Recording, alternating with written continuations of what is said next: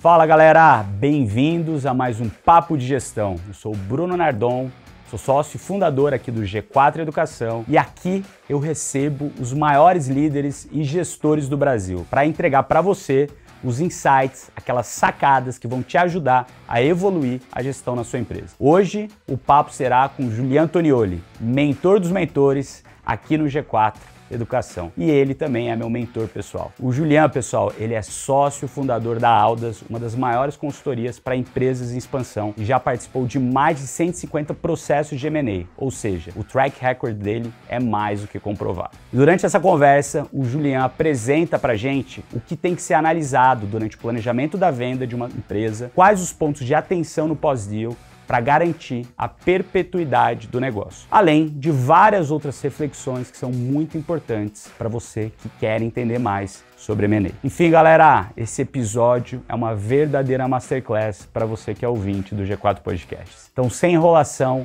bora pro papo.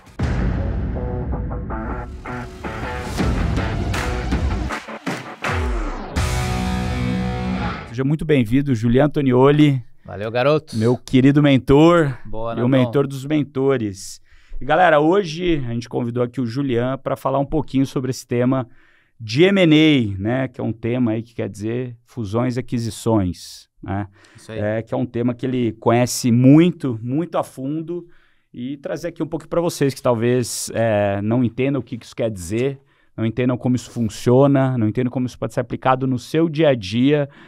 E também vamos explorar aí durante o episódio cada um desses pontos da jornada que você, como empreendedor, empresário, dono, gestor, tem que tomar cuidado, né, ao passar por um M&A, por uma fusão, aquisição. Então, começando, Julian, Boa. já vou direto aqui Bora. para as perguntas, que acredito que a grande maioria da galera que está, né, assistindo aqui já te conhece, mas antes, se apresenta aí rapidinho, em 1 minuto, quem que é você? 1 minuto? É. Bom, quem sou eu, né? Julian, sou engenheiro naval, que por só já é uma curiosidade. Nunca trabalhei no setor. Fui trabalhar com engenharia automotiva, não curti. Virei suco. Comecei uma empresa de tecnologia ali junto com outros sócios no começo dos anos 2000 para fazer uma plataforma SaaS. Essa empresa acabou dando super certo. A gente em 2011 já estava em 18 países, faturava uns 120 milhões de dólares, acabou sendo adquirido pela SAP. Voltei para o Brasil, trabalhei com varejo eletrônico por 2 anos e depois fundei a Aldas em 2014 para ajudar outros empreendedores em 4 pilares principais, né? Planejamento estratégico, governança, gestão e, por último, esse pilar de capital que envolve, entre outras coisas, assessoria, né? A captação de recursos, seja dívida ou equity e essa atividade de M&A. Sou um conselheiro de muitas companhias, né, como tanto o conselho consultivo como o conselho de administração, e paralelamente a isso também sou investidor anjo em tech, assim como você. Tem uma pancada de investimentos aí no segmento de tecnologia. Então, alguns que fizemos juntos, inclusive. Alguns fizemos juntos, e tivemos algumas saídas juntos também. Exatamente. Boa. Vamos lá, Julian, indo direto aqui ao ponto de fusões e aquisições, né? A gente sabe que o M&A, ele é um processo que ele é composto por diversas etapas e ciclos, Isso. né? Ele é super grande. Para quem tem ali mais interesse no tema e não sabe exatamente, não tem muito conhecimento, o que são as principais etapas de um M&A? Legal. Pensando no M&A em si, ele tem 5 grandes etapas, tá? O que a gente chama de preparação, que é o estágio prévio ao M&A, quando você define o que é a sua tese, o que você quer fazer, o que você está buscando com aquela transação em si. E você vai, obviamente, se preparar para ela, né? Então, você vai construir sua narrativa, e eu falo muito dessa hora de construir a narrativa, porque o M&A é um jogo de narrativas, né? Construir sua narrativa, subsidiar essa narrativa, se preparar do ponto de vista documental, tudo mais. Então, o primeiro estágio é o estágio de preparação, tá? O segundo estágio é o estágio de go-to-market. Então, você definiu o que você quer com aquela transação, você precisa ir a mercado, seja para você procurar um investidor ideal para aquilo que você quer, seja para você procurar um comprador, ou mesmo se você está do lado do comprador, para você buscar os alvos que você quer eventualmente adquirir, né? Então, é essa etapa de ida ao mercado. Então, você basicamente preparou um conjunto de materiais e agora você está indo ao mercado testar essa sua abordagem, né? O terceiro grande estágio do M&A é o que a gente chama de negociação preliminar. Então, tendo ido ao mercado e tendo recebido respostas iniciais desses eventuais compradores ou dos eventuais alvos que você quer adquirir, né? O que você vai fazer aqui é negociar um conjunto de condições mínimas que fazem sentido para os dois lados, para que os dois lados decidam ir para uma conversa mais exclusiva, né, entre eles e, eventualmente, gastar mais tempo com aquela transação, tá? Então, geralmente, esse estágio é o que termina com a assinatura do que a gente chama um MOU, um memorando de entendimento, um LOI, um term sheet. Então, tem várias terminologias que definem o que é esse acordo preliminar entre as partes, né? O quarto estágio é o de diligência, que talvez seja o estágio mais doloroso de um processo de M&A como um todo, né? É onde a gente fala que é o momento em que todos os seus pecados do passado chegam e você vai pagar conta por todos eles, né? Então, dele você não escapa, né? Para quem é católico, talvez seja o momento que o cara tá na frente de São Pedro lá querendo ver se vai passar do portão ou não. Então, aquele é o momento da diligência, né? Depois a gente volta para a mesa para uma negociação final, né? Então, a negociação definitiva. Então, do ponto de vista de M&A, esses são os 5 grandes estágios. Então, a preparação, go-to-market, negociação inicial, diligência e negociação final. E tem um sexto estágio, que não necessariamente ele faz parte do M&A, mas ele é super importante em um processo de M&A, que é a integração após a transação, né? Que ele depende do tipo de negócio, dependendo da característica daquilo que foi feito. Pode ser um estágio, às vezes, mais curto, mais longo, mais complexo, mas que ele é fundamental, que ele envolve como que você vai capturar as sinergias e como que você vai capturar o valor daquela transação que você tá fazendo. Perfeito. Né? E muitas vezes é um estágio menosprezado na operação, porque você acha que, putz, acabou, dinheiro pingou na conta, consegui um investidor, ou, putz, já me vendi, agora beleza. Ou já comprei, agora tá tudo tranquilo, né? E agora você precisa, de verdade, conseguir fazer o que você quer com aquele brinquedo novo, né? Perfeito. E assim, eu já passei por algumas experiências de M&A, né? Sim. Seja na Canui, seja empresas que eu era sócio até relevante na minha saída, né? Na minha venda. Sim. Da participação desses negócios. E você viu aí talvez mais de 150 deals que você Sim. teve perto aí durante toda essa sua carreira, Sim. tanto como assessora, auxiliando. Ou mesmo como empreendedor. Ou mesmo né? como empreendedor, auxiliando, né, nesses deals. Sim. Tem alguma fase entre essas 5, 6 fases, né, que a gente fala que normalmente tem mais erro, que acontecem mais problemas? O que acontecem mais... Eu acho assim, a fase da integração pós-deal acontecem muitos erros e muitos problemas. Uhum. Então, por isso que a gente fala que essa é uma fase muito importante, né? E você pensar nesse processo, a integração pós-deal, ela tem 7 grandes dimensões, que muitas vezes a turma esquece, né? E quais são essas dimensões? Estratégia, governança, cultura, gente, processos, tecnologia, né? E o aspecto financeiro. Então, são 7 grandes dimensões que tem que levar em consideração nesse projeto de integração. E você tem que pensar o projeto de integração em termos do que você vai fazer na primeira semana, no primeiro mês, nos primeiros 100 dias, nos primeiros 6 meses e no primeiro ano, de maneira objetiva. Perfeito. Né? Se você não montar uma matriz que leve em consideração essas 2 grandes dimensões, essas 7 dimensões de variáveis e essas dimensões de tempo, dificilmente você vai conseguir capturar as sinergias que você imaginou na transação. Então, esse é um estágio que dá muito problema, tá? Só que, cara, o que acontece tipicamente? Depois da transação é que nem casamento novo, tá todo mundo super feliz. Então, mesmo que as coisas não aconteçam de acordo com o plano, as pessoas têm certa leniência com aquilo, têm certa flexibilidade. Conforme o tempo vai passando e essas sinergias não vão sendo capturadas, a situação vai ficando mais tensa, tá? E aí começam a aparecer outras coisas que as pessoas geralmente atribuem não à integração pós-M&A, mas às vezes atribuem a um deal eventualmente mal feito. Então, exemplo clássico.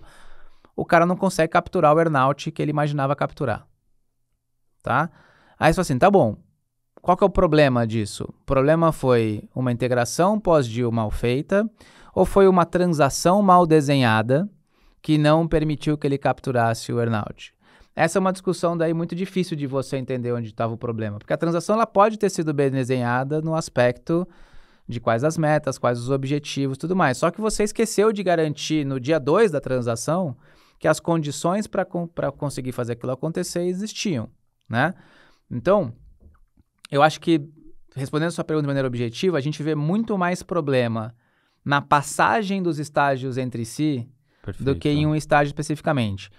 Obviamente, se eu tivesse que escolher um estágio onde aparece mais problema, a diligência é onde aparece mais problema. Por quê? Porque a diligência é feita para isso. Ela é feita para você descobrir os problemas, né? A gente brinca, a gente até fala na imersão de M&A aqui do G4, que, cara, se você fez um bom trabalho no estágio de preparação, e no estágio de preparação você construiu a sua narrativa para aquela transação, e se os dois lados fizerem um bom trabalho construindo suas narrativas, dali para frente você só tem má notícia. Perfeito. Por quê? Porque você já pintou o melhor cenário possível para o seu contexto, definindo a sua narrativa no momento zero. Perfeito. Se você fez isso, a chance de eu te dar uma boa notícia no meio do caminho é melhor zero. ainda é muito baixa. É muito baixa. Então, dali para frente é só má notícia, né? Então, e a diligência, ela tem por objetivo descobrir todas essas eventuais más notícias para você poder trabalhar esses temas, né, endereçar esses temas do ponto de vista de gestão de risco. Então, os problemas geralmente aparecem ali, tá? Mas óbvio que se você não montou uma narrativa adequada, não se preparou direito, você vai maximizar isso, né? Se você não achou o investidor que casa com o perfil que faz sentido para você ou vice-versa, vai ter problema, e assim sucessivamente. Perfeito. E nesse caminho que a gente viu aqui os maiores erros, né, que podem acontecer nas fases, né? Mas a gente também tem muito M&A que a gente vê que tenta começar esse processo de M&A, a empresa quer ou comprar alguma ou vender. Não está nem pronta. Que não está pronta ainda, né? Então, esses M&As, eles começam, mas eles não terminam. Sim. E, normalmente, que fase dessas 5 aqui que você colocou, né? Que são pré-M&A, de fato, acontecer a transação, sim, que esses deals mais caem?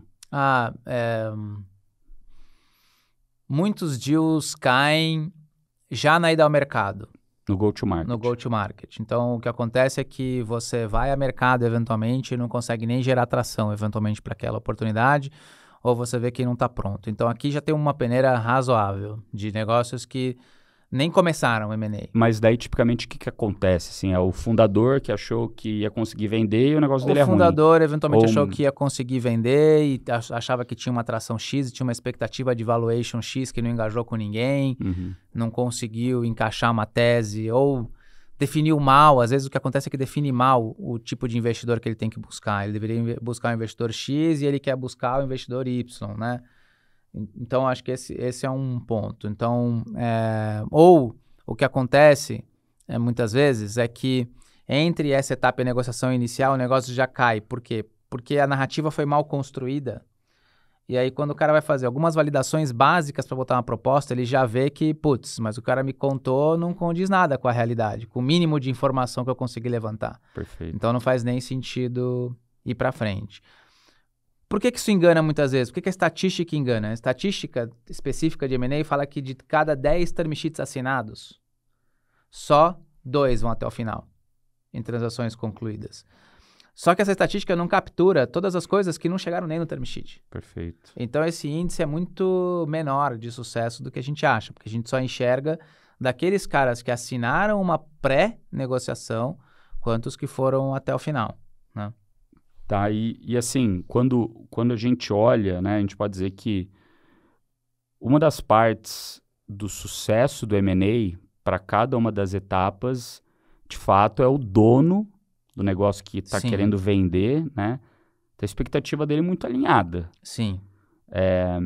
E tipicamente, você, né, estando do lado desse empreendedor, qual a dificuldade que você tem de alinhar essa expectativa com ele? Legal. Porque assim, existem empreendedores que não aceitam ouvir não aceitam ouvir a realidade, porque eles sempre foram, né, as pessoas contra o mercado, contra tudo e contra todos, que tiveram que dar nó em pingo d'água para conseguir fazer o negócio deles acontecer, e quando vem alguém falando, pô, não é bem assim como você está pensando, eles tendem a não acreditar ou não aceitar a realidade. Como que é o dia a dia disso? Cara, eu acho que em parte ele está certo em sempre tentar empurrar as fronteiras daquilo que ele consegue fazer.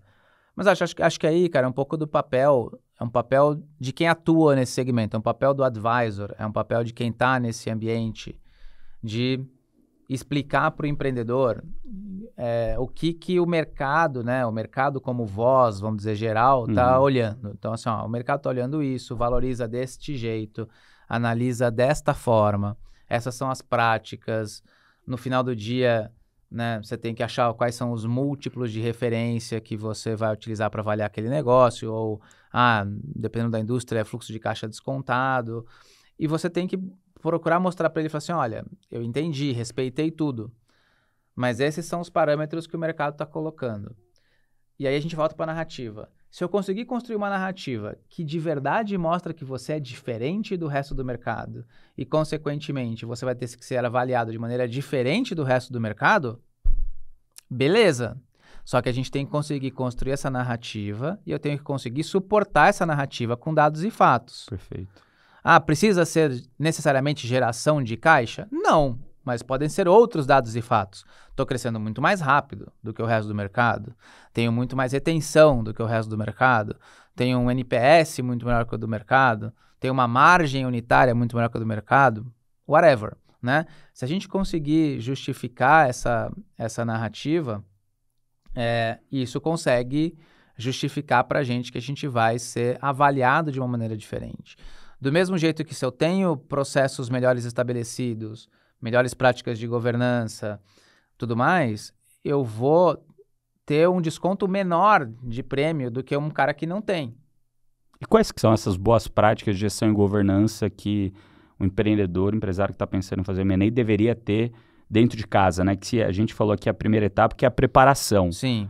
E muitas vezes a preparação que a pessoa acha que vai demorar ali 2 meses, é uma preparação que às vezes levará um ano, mais, 2 anos, porque ela tem tanto esqueleto dentro do armário e que ela nem sabia que ela tinha, porque aquilo nunca foi importante para ela e que aquilo lá na frente talvez vai penalizar o valor que algum comprador pretende pagar, porque poderia falar, olha, eu vou ter que colocar isso daqui como um desconto no meu valor, porque isso daqui é um passivo trabalhista que você tem, um passivo de imposto, que talvez você não pagou e nem sabia que você não pagou, um passivo porque os seus contratos não estão bem amarrados. Como que são essas boas práticas de gestão e governança?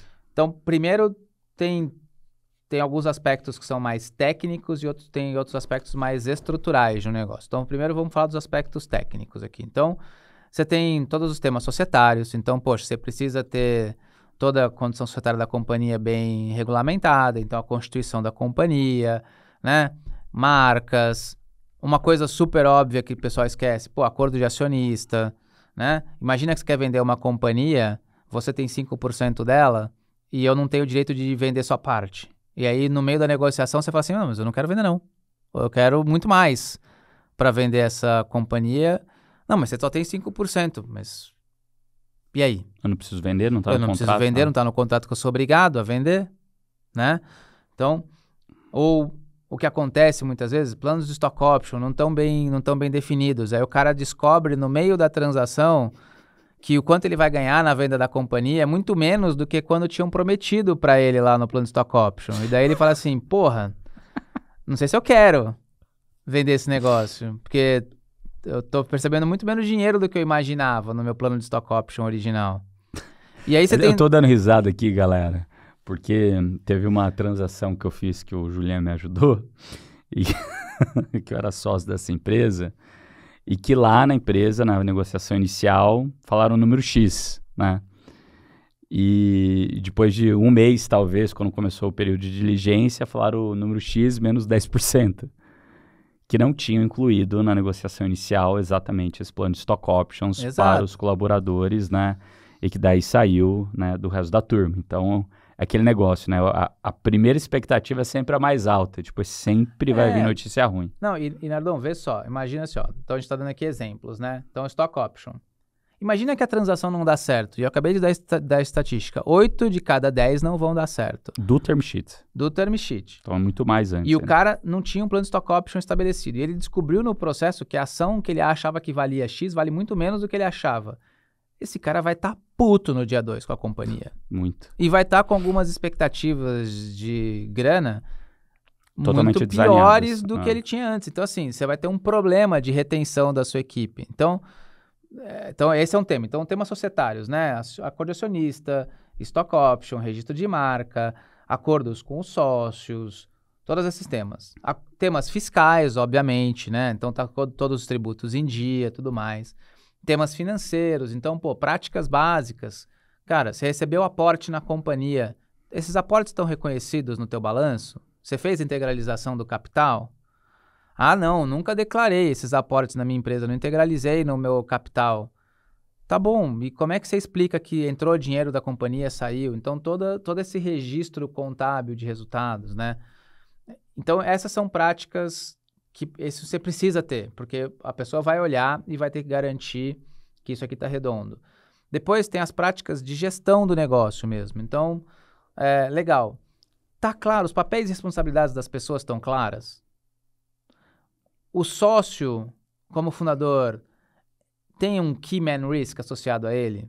O que é isso? É um risco do homem-chave. Por exemplo, se o Nardon tiver um piripaque amanhã, aquele ativo continua valendo? Porque para quem está comprando a empresa, mas está comprando a pessoa também, óbvio. Perfeito. Mas se o risco for muito grande naquela pessoa, aquilo é um risco daquela transação, né? Então, ter uma preparação do ponto de vista de governança significa, não, olha, eu tenho pessoas chaves em cada negócio, cada um sabe o que tem que fazer, né? Tenho esses processos, tenho um modelo de gestão bacana, então consigo sobreviver eventualmente a mudanças nesse barco do ponto de vista de pessoas. Então, esses são temas. Tem outros, né? Trabalho com PJ, não trabalho com PJ, isso tem impacto. E tem um outro aspecto, que talvez é o mais relevante, que é o aspecto econômico. O que é o aspecto econômico? Quando uma empresa é uma empresa de dono, ela toma a maior quantidade de medidas possíveis para ela maximizar a geração de caixa para o dono. Perfeito.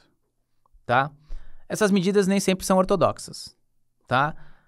Então, você pode pensar em como você contabiliza receitas, como você contabiliza impostos, como você contabiliza despesas, como você eventualmente paga os sócios, distribuição de dividendo ou não, tudo mais. Só que na hora que você vai vender esse negócio, quem está comprando não pode levar isso em consideração, porque ele precisa levar em consideração o aspecto de geração econômica do negócio se ele tivesse 100% das práticas absolutamente padrão de mercado corretas. Quando isso é feito, geralmente isso gera uma discrepância da capacidade de geração econômica daquele negócio. A capacidade de geração de lucro, de caixa, diminui. E essa muitas vezes é a fonte de divergência do entendimento do valor do negócio. Porque pensa que eu tenho um negócio que eu tiro R$1 milhão todo ano no bolso dele para mim. Você me oferece comprar esse negócio por R$4 milhões. Eu falo assim, poxa, não faz sentido você comprar esse negócio por R$4 milhões, porque é o que eu boto em 2, 3 anos, o negócio crescendo um pouquinho, eu boto esse dinheiro no bolso. Não faz sentido vender. Agora, se eu te falasse que no fundo você não deveria botar R$1 milhão no bolso, mas deveria botar todo ano 300 mil, se você fizesse tudo direitinho. Ah, tá bom, então receber 4 milhões lá do que eu teria que botar 300 mil no bolso todo ano, já faz sentido, porque são 12 anos. Perfeito. Só que eu não boto 300, eu boto 1 milhão. Mas você bota 1 milhão do seu jeito. Se você fizesse tudo direitinho, você deveria estar colocando 300. Então, a diferença entre 1 milhão e 300, você usufruiu até agora. Mas você não pode levar ela em consideração nesse processo. A não ser que você fale assim, tudo bem, tô tranquilo, não vou vender nunca. Vou ficar colocando todo ano esse dinheiro no meu bolso e tudo bem. Vida que segue, né? Então, esse é um trabalho que o advisor tem que fazer nesse estágio de preparação para mostrar para o vendedor, né, eventualmente, a gente está falando aqui do exemplo do vendedor, né? que esse gap existe. E a mesma coisa acontece com o comprador. Por que muitos deals caem nesse estágio do lado do comprador? Porque o vendedor que não se prepara manda para o comprador uma geração de caixa de R$1 milhão. E aí o comprador fala assim, legal, se você gera R$1 milhão de caixa todo ano, eu pago 10 milhões no seu negócio. Aí ele começa a pedir mais dado, a fazer conta, e vê, não, peraí. Ele gera 1 milhão, mas ele deveria gerar 300 mil se ele fizesse tudo direitinho. Então, ele não vale 10. Então, eu vou voltar com uma proposta pro cara de 3. Putz, cara, mas eu já fiz uma proposta de 10. Se eu voltar de 3, ele vai me xingar, eu não vou nem fazer proposta. Vou dizer, então, que eu não vou em frente. Então, veja que esse desalinhamento já surge daí. Então, esses são pontos que necessariamente a gente precisa passar nesse estágio de preparação. Perfeito. E E daí, passando do estágio de preparação, a gente falou ali do pós-integração, né? Que é o Isso. sexto item ali daqueles 5 primeiros pós-deal e um pré-deal e um pós-deal, né? E a gente sabe, você já trouxe aqui 7 pontos importantes, né? Nesses 2 eixos, né? Desses 7 pontos mais o tempo, Isso. que você deveria tomar cuidado no pós-deal, que nem você bem falou, né? Um M&A é igual um processo de casamento, né? Você vai ali, você fala, pô, né, gostei daquela pessoa, daí você começa esse chaveco um do lado do outro para entender, putz, será que vai ter negócio ou não? Daí você meio que já pré-assume ali os termos, daí você fala, pô, né, será que vai dar? Vamos começar a namorar, daí você noiva, daí você casa, e daí você vai juntar... Vai pra lua de mel. Vai pra lua de mel, vai juntar as tralhas e em algum momento vai ter família, né? Então, você já falou ali esses 7 pontos, né? Você pode repetir os 7 pontos que tem que tomar cuidado depois do deal? E um ponto que você colocou ali, que eu acho que é pessoas, eu não lembro se ele está entre os 7. Sim. E eu queria explorar um pouquinho mais desse ponto de pessoas. Mas fala aí pra gente de novo os 7 então, pontos. Então vamos lá, os 7 pontos. Primeiro é a estratégia. Perfeito. O que esses caras vão buscar junto? Segundo, o que vai buscar junto quer dizer o quê? Então, sinergias... As estratégias mesmo. Qual que é a estratégia conjunta? O que eles estão perseguindo? Qual que é o propósito, né? O que eles querem buscar? Qual que foi a razão daquela transação do lado do vendedor, do lado do comprador, né? E daí as sinergias, elas vão sustentar essa execução da estratégia. Se você executar bem essa estratégia, você deveria conseguir capturar aquelas sinergias. Perfeito.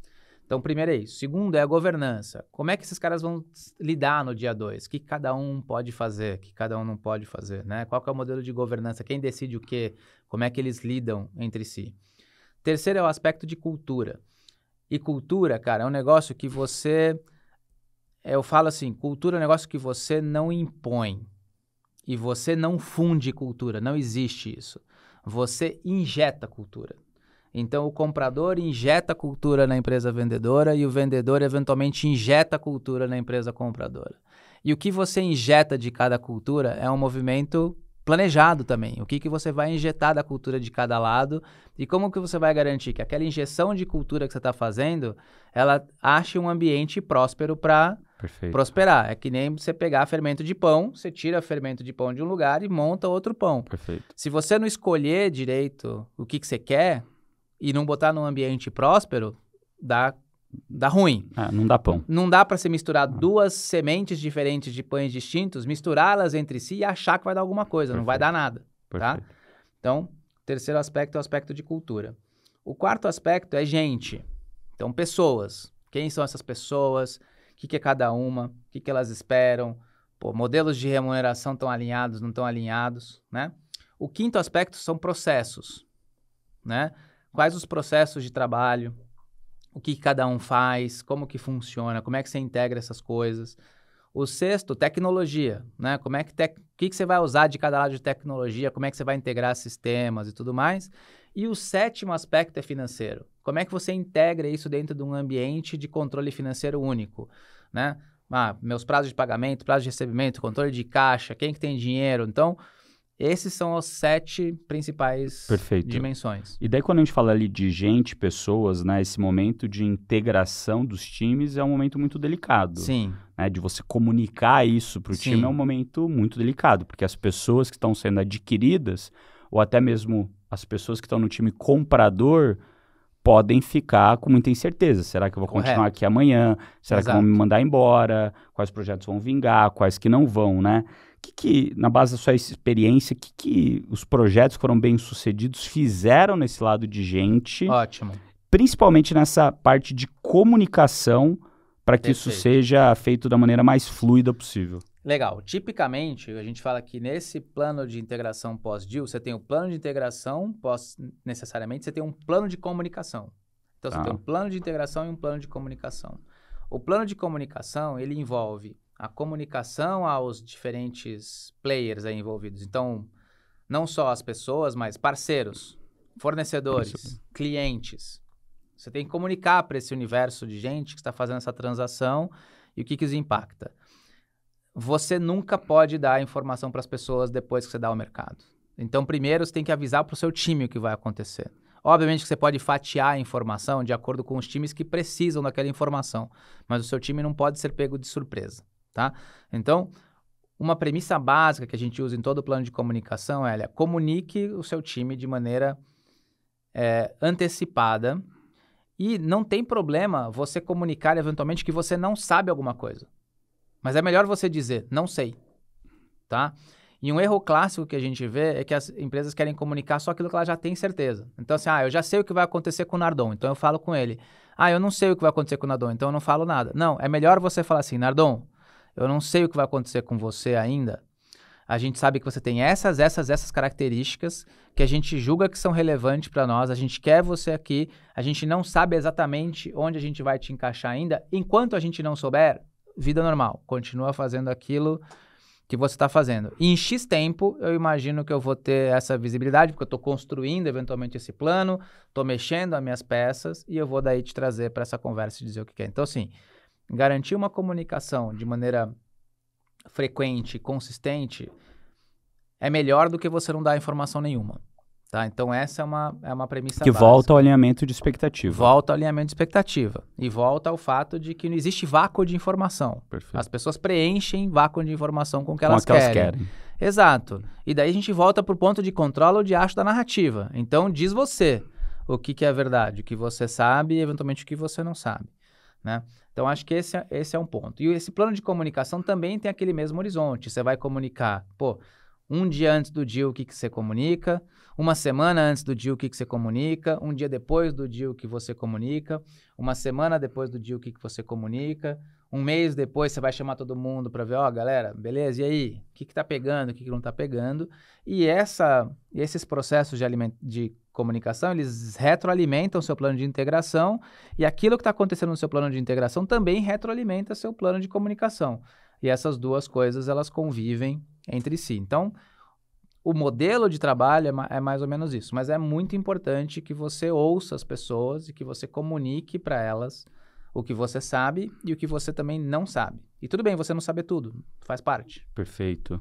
E quando você falou ali, né, a gente está falando de gente e antes de gente você colocou cultura, né? Que você falou que uma empresa injeta cultura na outra, Isso. né? O que são os cuidados que a gente tem que ter, talvez, né? Que você falou que tem que ser também proativo, tem que ser pensado isso.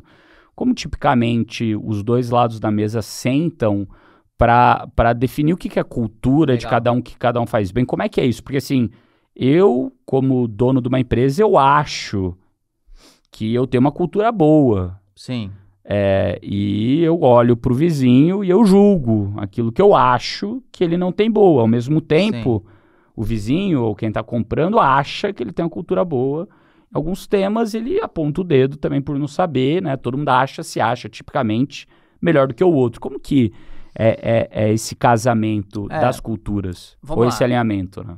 De certa forma, o que você precisa ter, assim, cada um dos lados aqui envolvidos tem que ter certa clareza do que ele acha que tem e tem de fato, né? Então, assim, o M&A, ele não vai resolver essa situação. Se você tem um desalinhamento entre o que a companhia acha que a cultura dela é e o que ela é de fato, o problema já está lá. Perfeito. Né?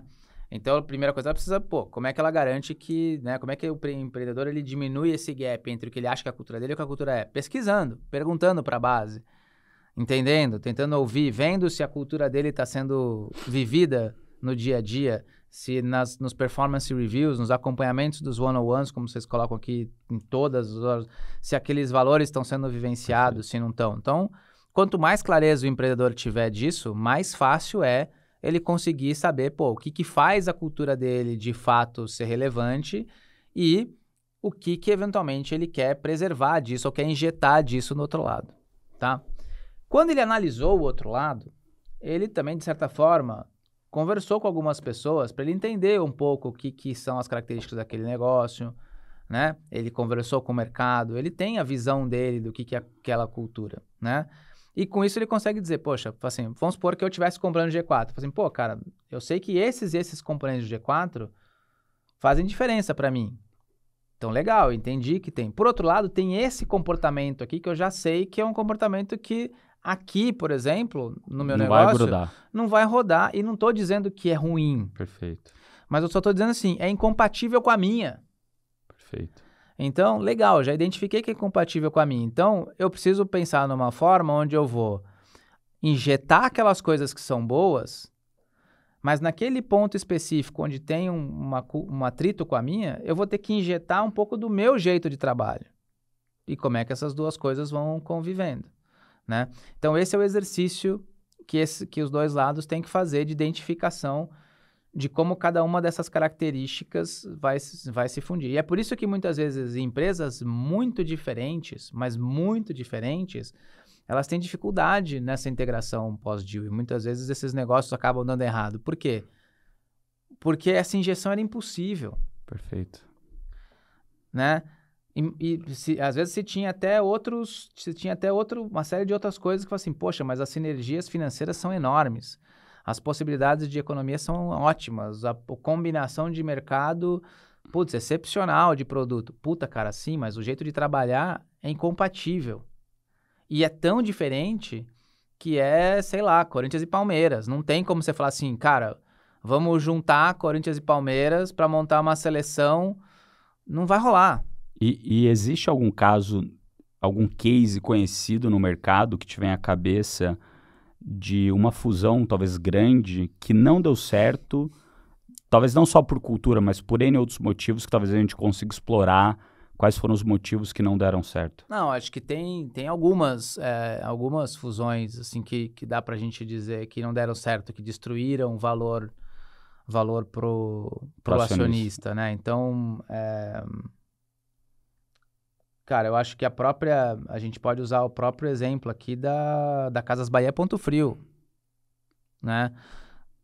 Assim, que hoje eu não considero que, a Via Varejo, eu não considero que deu certo. Porque quando você olha essas duas companhias de maneira isolada e elas de maneira combinada, elas destruíram muito mais valor do que essas duas companhias tivessem seguido à parte. Ah, elas não deram tão errado a ponto delas se separarem de novo depois de combinar? Não, mas, pô, do ponto de vista de construção de valor, tenho minhas dúvidas. Mas o que você acha que foram os motivos que fizeram Eu acho que elas darem parte é isso. Culturas muito diferentes. Eu acho que o viés foi muito financeiro, talvez, da análise, de integração. Por exemplo, a Casas Bahia tinha um peso da personalidade do dono muito grande, que era diferente, eventualmente, já do Ponto Frio. Então, assim, tem vários aspectos que na hora que você olha, você fala assim, putz, será que realmente tinham essas características, né? Não foi necessariamente uma fusão, mas, pô, pensa na Autolatina, que aconteceu, né? Talvez muita gente não lembre. A Autolatina foi uma combinação da Ford e da Volks no Brasil para explorar o mercado de veículos. Então, eles operaram embaixo de uma mesma marca com produtos diferentes. Eventualmente até iguais, mas, né? O mesmo chassi, também não mesma funcionou. base. Depois de X tempo, eles desfizeram isso. Por quê? Porque eles perceberam que tinha muitas outras coisas que eram os diferenciais dos negócios que não funcionavam. Então, cara, eu acho que a gente tem casos assim. Agora, casos de transações desfeitas após uma fusão, cara, eu não me lembro de nenhuma agora, assim, mas seguramente, se eu pesquisar ali, vou achar casos de transações que foram desfeitas ou que as companhias se separaram depois de uma fusão por temas como esse, né? Tem outros, então você tem outras aquisições, né? HP Compaq, você tem vários exemplos de transações que elas não conseguiram capturar todo o valor que se imaginava, e acho que muito mais por temas envolvendo esse tipo de coisa, cultura, processos, E tem alguma empresa que você vê assim que fez esse papel de consolidação de mercado muito bem? E por que ela funcionou tão bem, esse papel dela fazendo M&A, por exemplo, sei lá, uma Ambev da vida? A Lynx fizeram esse trabalho muito bem. Né? Podem ter problemas ali, mas, pô, são resultado de 40 aquisições sequenciais, 50 aquisições sequenciais. O que você acha que foram as três principais coisas que, por exemplo, a TOTVS e a Lynx que você comentou, que fizeram isso muito bem? Eu acho que tem algumas coisas que fazem compradores seriais terem muito sucesso. E tem algumas empresas que são compradores seriais e fazem muitas aquisições bem feitas, né? Primeiro é disciplina.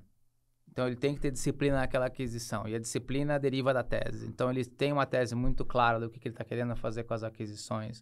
Qual que é o desenho do que ela quer cumprir, né? Tem disciplina naquela análise. Tem disciplina na construção do plano pós-integração. Não tem pressa na captura das sinergias, né?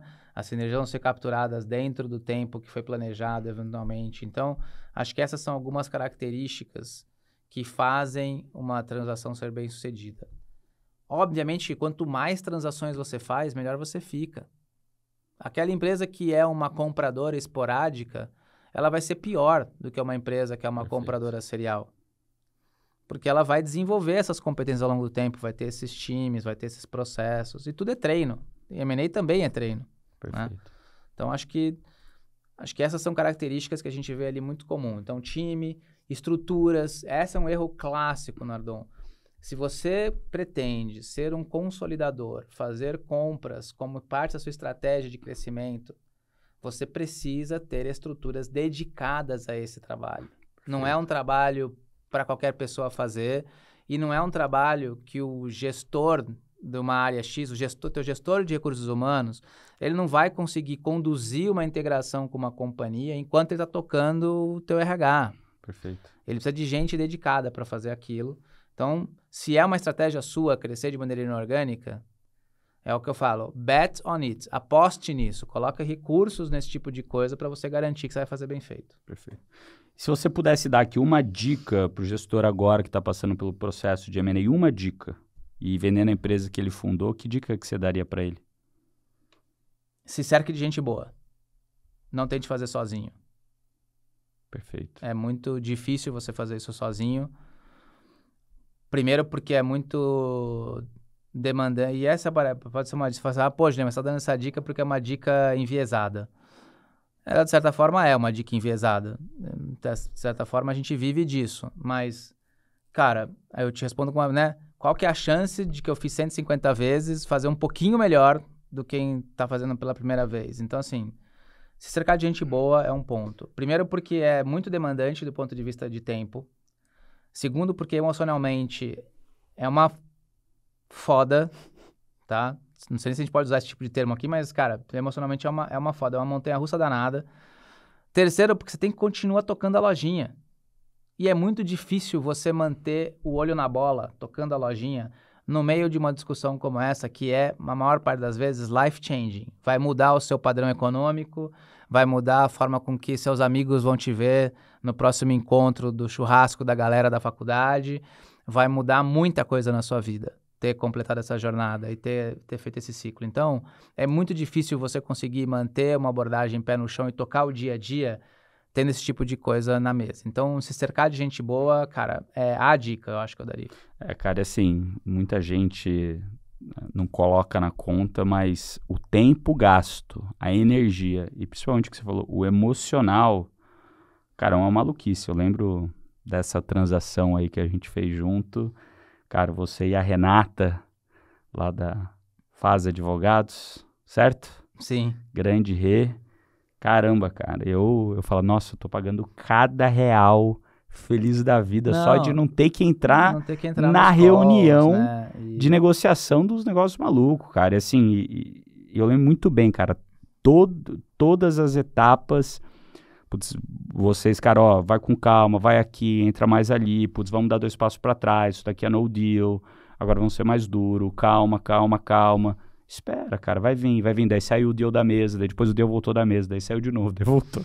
Aí você falava assim, cara, eu não aguento mais, não quero mais esse negócio, fala pro cara aí qualquer coisa. Eu falei assim, não, cara, calma. E, cara, quais são as histórias engraçadas? Porra, tem várias que você possa te contar aí, sem dar nome aos bois, mas contar os milagres aí que aconteceram cara, ao longo dessa sua jornada. Tem várias histórias engraçadas, assim, Uma história que eu sempre lembro é, cara, a gente chegou num deal especificamente, essa eu conto, eu sacaneio o meu sócio, inclusive. Uhum. Porra, tudo certo, era uma quarta-feira, eu lembro até hoje. Era uma quarta-feira à noite, tudo certo pra fechar o negócio, tudo feito, documento revisado, puta, todas as brigas. Cara, era pra se encontrar quinta-feira, 8 horas da manhã, no escritório do comprador, pro cara assinar o documento, fazer a TED e almoçar pra comemorar o deal. Aí, beleza. Aí, eu fui pra casa. O meu sócio, o Marco, foi jantar com os vendedores. A gente tava de advisor dos vendedores. Foi jantar. Aí, quando foi, sei lá, acho que 11 da noite, o França me manda uma mensagem, me ligou, na verdade, falou assim, cara, acabei de deixar os caras no hotel aqui, porra, tudo tranquilo, tal. Jantar foi ótimo, comemos pizza, tal, não sei o quê. Eu falei assim, beleza. Tá bom, encontro vocês amanhã, tal hora, pra gente ir lá pro comprador. Quando foi 6 horas da manhã, eu acordei, daí eu vejo, primeira coisa que eu vejo, uma mensagem do vendedor no meu celular, dizendo assim, pô, tem como a gente se encontrar antes da reunião? Aí eu, tem, claro, mas já pensei comigo, cara, não é boa notícia, né? Nossa Senhora. Essa não é boa notícia. Não tem como o cara pedir pra me encontrar às 6 da manhã pra me dar uma boa notícia. Ele vai me dar uma boa notícia. Beleza. Aí, primeira coisa que eu fiz, no caminho pra encontrar com o cara, liguei pro França e falei assim, França, cara, o que vocês falaram ontem à noite? O que você falou pro cara? O que você fez? Ele falou, cara, nada, eu pedi uma pizza marguerita e tomamos cerveja. Aí, beleza, cheguei lá, o cara não queria mais vender o negócio. Tinha decidido não vender mais o negócio. Aí Isso tinha sido o processo de quanto tempo? Uns 7 meses. Nossa Senhora. Aí o cara falou assim, não, porque eu dormi aqui e eu tô com dúvida de que o negócio realmente é o negócio da minha vida, tal, não sei o quê, blá, blá. Eu não sei se eu quero fazer, tô com muita dúvida. E é normal, tá? O triste é que é normal isso. A gente que é advisor fala assim, que a noite antes da transação é a pior noite pra gente de todo o processo, porque é a noite em que o cara de verdade vai decidir. É a hora que ele botou a cabeça no travesseiro e ele de verdade vai decidir. Aí beleza, falei com o cara, expliquei tudo aquilo, eu falei assim pra ele, cara, é o seguinte, se você... Faz o seguinte, você não tá acreditando que essa transação é legal, ou você tá em dúvida, eu vou dizer o seguinte, eu já fiz algumas dessas transações na vida. Você não me paga nada até você receber tudo que você tem na mesa para essa transação, tá bom? Eu assumo o risco do meu lado.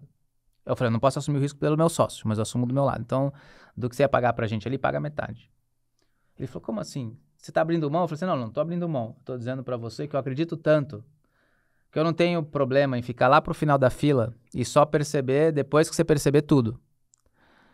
Não falei pra você que eu só ia fazer um negócio, só ia te recomendar fazer um negócio que eu faria? Então tá aqui. Eu só tô te recomendando fazer porque eu faria. E se eu faria, eu tô disposto a apostar meu dinheiro nisso.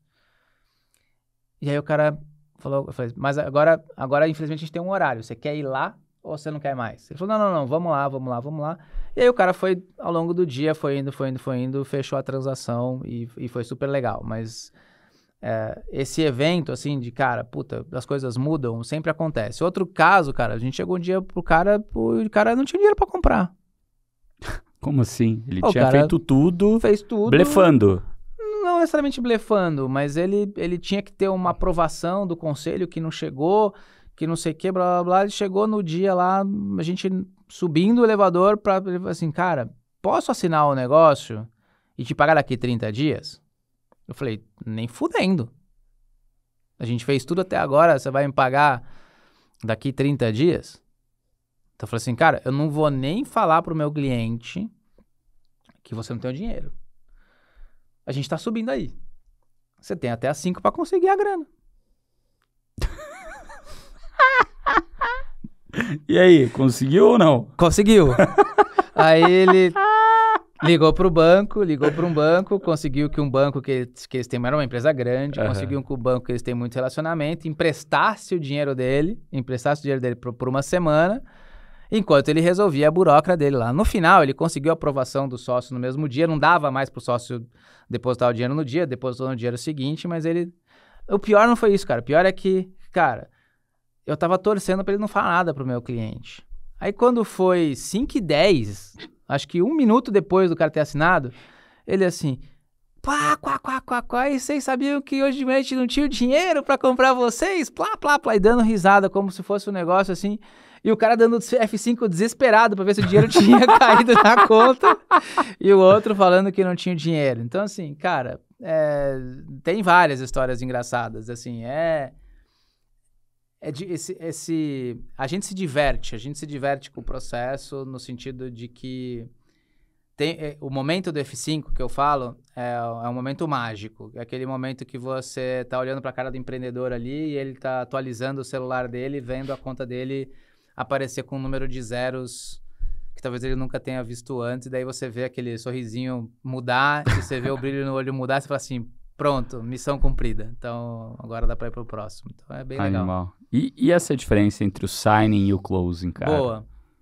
Explica o que é o signing, o que é closing pra galera entender. Essas são terminologias que a gente utiliza, que são o seguinte, o signing é a assinatura dos documentos definitivos, tá? É quando você fala assim, olha, assinei, virou uma transação vinculante. Agora eu não posso mais desfazê-la. Mas muitas vezes acontece que entre assinar a transação e concluir a transação, que é ter o efetivo pagamento pela transação e a transferência de propriedade das coisas, então, né? Vamos dar exemplo de uma casa, só para ficar fácil aqui. Eu posso ter assinado a compra da sua casa e falado para você, Nardon, ó, assinei a compra da sua casa, mas, pô, você tem que reformar tal coisa que está quebrada, que você não fez, tem tal coisa que você precisa arrumar lá, a matrícula que você nunca também arrumou, você tá no meio de uma separação, você precisa resolver a situação com a sua esposa lá para ela não melar o negócio. Não melar o negócio. Então, quando você resolver isso tudo, você me avisa que você resolveu isso tudo, eu te pago, você transfere a casa para mim. Então, essa é a diferença entre signing e closing. Às vezes, entre empresas também acontece isso. Você assina e você deixa para fazer algumas coisas que você também não faria se não tivesse vendido, mas lá do que você vendeu, você precisa fazer para garantir que o outro lado compre aquele negócio. E daí, então, você tem o que a gente chama de condições precedentes ao fechamento, que é, então você assinou, você tem um conjunto de condições que tem que ser cumpridas para você ter as condições de fechamento. Uma vez elas cumpridas, aquela pessoa que ficou com aquelas condições levanta a mão e diz, olha, cumpri. Quem está do outro lado valida, e aí a transferência acontece e as ações são trocadas. Aí você fala para mim, pô, já aconteceu de ter transação que caiu entre esses dois estádios? Já. Aconteceu, porque o cara não conseguiu cumprir as condições. E quem estava no meio desse processo quando deu Covid? Dá pau? Porque o Covid é o que a gente disparou uma cláusula nas transações que a gente chama de mudança, fato adverso, material adverse change, mudança material adversa. E o cara falou assim, olha, entre a gente assinar e fechar, o mercado mudou, o mundo mudou, não quero mais. Pô, mas você não pode. Não. Posso sim. Cara, eu lembro da ansiedade, não da ansiedade, né? Mas que o signing, eu lembro que rolou dessa transação, foi no fim do ano, ou na virada, no primeiro dia do ano, você lembra? Que eu lembro que eu tava em Assis, a Renata tava na praia, você tava em algum lugar, a gente tava tudo no WhatsApp. Acho que foi lá dia 27, 28. Pode assinar. Daí eles leram de novo, os advogados leram o documento, falaram, pode assinar. Signing, né? Tá feito. Tá aí, quando eu close? Ixi, close agora mais uns 3 meses por conta. Meu Deus do céu. Daí fica aquela ansiedade de, putz, será que todas as cláusulas vão ser check the box? É trabalho, é bastante trabalho. E daí eu lembro, depois no dia, né, que checked all the box, precisava assinar de novo o último contrato, e daí ficou eu e o outro vendedor lá, F5, e mandamos lá no grupo, lá caiu certinho, tá aqui. Com juros já acruados, bora beber pra comemorar. Não, e eu lembro que vocês até falaram assim, pô, o bom que demorou, porque ainda deu X% a mais de juros. E era um valor relevante. Aí ainda sacaneei teu sócio, né? Falei assim, agora com isso aqui você consegue pagar o jantar pra gente, não vai sobrar. Que jantar, hein? Ele ia pagar pra gente.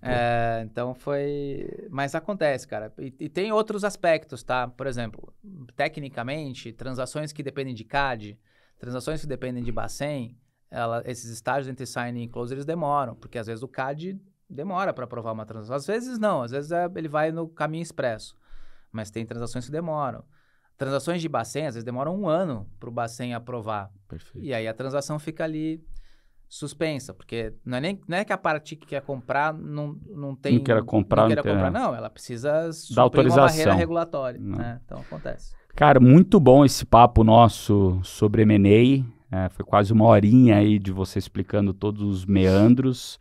Eu queria fazer agora um bate-bola aqui com você. Bora. Né? Bate-bola do gestor. O que constrói um bom gestor no seu ponto de vista? Disciplina. Se você pudesse voltar no tempo e dar um conselho para o Julian que estava iniciando a carreira dele como gestor, o que você falaria para ele? Paciência. nem sempre vai ser na velocidade que você quer, e nem sempre vai ser do jeito que você quer, mas não quer dizer que tinha que ser. Boa.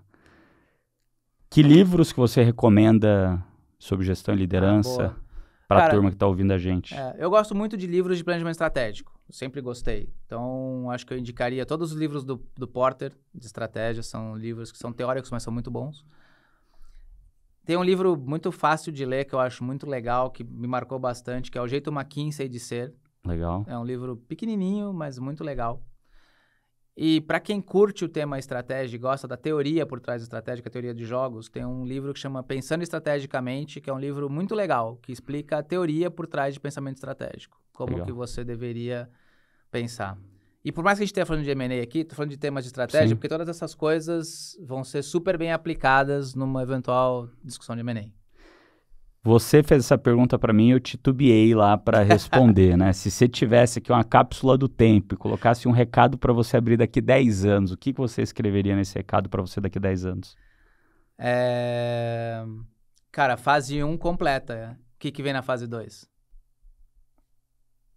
Acho que eu deixaria essa mensagem para mim mesmo, para mostrar que a jornada não terminou, né? E a gente vai se reinventando ao longo do tempo. E eu falei assim, cara, fase 1, done. Agora, fase 2. Boa. Vamos para a próxima. Como que você quer ser lembrado como líder e gestor aí no futuro pelas próximas gerações? Quer continuar como o mentor dos mentores? Eu acho que eu tenho eu tenho um pouco dessa... Primeiro, eu acho que a gente é muito bom naquilo que a gente faz quando a gente consegue combinar alguma coisa que a gente tem a vocação e a gente tem a habilidade. E eu acho que eu tenho a vocação e a habilidade. Eu gosto de fazer esse tipo de trabalho e, sem modéstia, eu acho que eu faço bem. Esse trabalho de conseguir ajudar os outros, explicar, eu acho que eu faço bem. Então, eu acho que é isso que eu gostaria de ser lembrado. Eu gostaria de ser lembrado por ter ajudado muita gente a executar as jornadas dele. Eu acho que essa é uma das missões minhas, pessoais. Eu acho que essa é uma missão do G4 Educação e por isso que eu sempre que eu posso agradeço vocês por ter dado esse espaço para mim para fazer isso aqui também e contribuir com a jornada de vocês. E acho que é uma missão da Audas também. Lá na Audas a gente fala que o nosso propósito, né? O nosso propósito é ajudar outros empreendedores a colocar em prática as visões deles. Para que eles possam colocar em prática as visões deles, eles precisam desenvolver uma série de competências e habilidades que a gente lá se propõe a fazer. Então, cara, por enquanto é isso que eu imagino fazendo, é isso que eu imagino. No passado eu usava uma frase um pouco pior para explicar isso quando eu estava na Spring. Eu falava assim, cara, eu quero que as pessoas me lembrem como um cara talvez duro, escroto, mas nunca filho da puta. Então... Muito bom. Que é assim, cara, vai cobrar, vai exigir, vai estar do lado, mas nunca vai jogar sujo, nunca vai ter uma bola nas costas, nunca vai atrapalhar. Muito bom. Queria agradecer você aqui, Julian, por esse tempo junto. Como que a gente faz para te seguir você, seguir a Audas? Onde você compartilha um pouquinho todo esse conteúdo teu? Tô lá no Insta, no @JulianAntonioli. No Insta da Audas também, no @Audas_. Audas é com dois Ds, né? AUDDAS _. E acho que aqui no G4, tô bastante coisas aqui, tô nas imersões aqui de vocês, muitas delas. Na imersão de M&A que a gente tem, é um programa de 3 dias, para quem quer conhecer mais, né? Não perca essa chance, a gente fala bastante sobre todos esses temas lá com muito mais profundidade. Casos, a gente traz o outro lado, a gente tem como um dos mentores o Pedro, que é um cara que é de fundos de investimento, e a gente coloca isso na prática no terceiro dia, que é um dia que a gente faz o M&A simulado, que a gente dá muita risada, você já teve a oportunidade de acompanhar alguns exercícios, é muito bacana, né? Então, acho que por aí. E o teu podcast? E o podcast é o De Dono para Dono, é o podcast lá da Audas, onde a gente leva um monte de empreendedores bacanas, né? Levamos vocês aí no nosso episódio de aniversário. Ficou legal pra caramba, legal cara. Aquele episódio. Foram 2 episódios, na verdade. E é por aí que a turma consegue me achar. Show de bola. Pessoal, para me seguir lá, @bruno.nardon no Instagram, no LinkedIn Bruno Nardon. Agradeço vocês por terem ficado até aqui. Espero que vocês tenham gostado. Se você gostou, dá um joinha aí, compartilha com seus amigos. manda para aquele seu amigo que está passando por um M&A, que vai passar, que já passou. Com certeza, esse episódio aqui pode ajudar muito a prevenir alguns erros básicos que todo mundo comete fazendo M&A pela primeira vez, e não é todo dia que você faz um M&A do lado do vendedor. Tem alguns que fazem mais algumas vezes, né? Eu acabei já fazendo 3 ou 4 aí, até mais, durante a minha carreira estando do lado, né, do dono do negócio como empreendedor, e você vai aprendendo também a ter um pouquinho mais de estômago e se cercar de gente boa conforme você faz cada um dos processos. Mas se cerca de gente boa, isso que o Julian falou é super importante, tá? Então não esquece de seguir a gente aqui no G4 Podcasts e até o próximo episódio, pessoal. Fala pra mim, curtiu esse episódio? Eu tenho certeza que agora você entende porque chamamos o Julian de mentor dos mentores aqui no G4 Educação. Pois, como você acabou de conferir, ele acumula resultados expressivos e muito conhecimento, frutos de uma longa jornada de trabalho árduo e empreendendo. É isso, galera. Não tem fórmula de sucesso. Tem muito trabalho que você possa evoluir as estratégias que vão colocar a sua empresa no próximo nível. Não esqueça de seguir o G4 Podcasts e nos avaliar com 5 estrelas aqui no Spotify. Vejo vocês no próximo Papo de Gestão. Até lá.